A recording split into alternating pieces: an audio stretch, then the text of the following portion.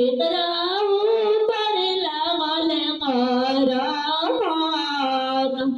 केकराऊ पर लागल गरहन की करिया चरवा पापा रौरा छोड़वन कहाँ जाई बेटी तोहार कहाँ जाई बेटी तोहार आजू दत रतिया बेटी लवना के रतिया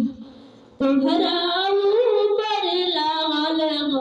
गरहन तोहरा ऊपर लागल गरहन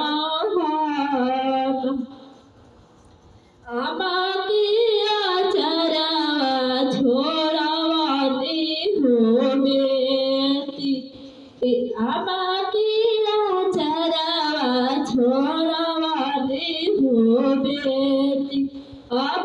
जाइबू तोरा देश अब जाइबू तोरा देश मोह नाही लागल पापा बेटी के तू भेजल कैसे रही धियावा तोहार आजू के रतिया चाचा कटले ना कट केकराऊ पर लागल गरहन केकराऊ पर लागल गरहन के करिया चरवा छोड़वला हो चाचा बेटी कहारे जहे तोहार बेटी कहारे जहे तोहार आजू की रतिया बेटी लगना के रतिया तोहरा ऊपर लागल गरहन तोहरा ऊपर लागल गरहन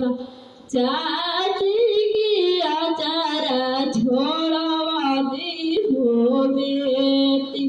अब जाइबू सासुर देश अब जाइबू ससुर के देश आजू के रतिया भैया कटले ना कटल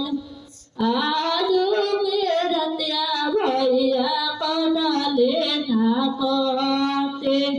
केकराऊ पर लागल गरहन केकराऊ पर लागल गरहन आजू के रतिया बहिनी लगना के रतिया तोहरा ऊपर लागल गरहन तोहरा ऊपर लागल गरहन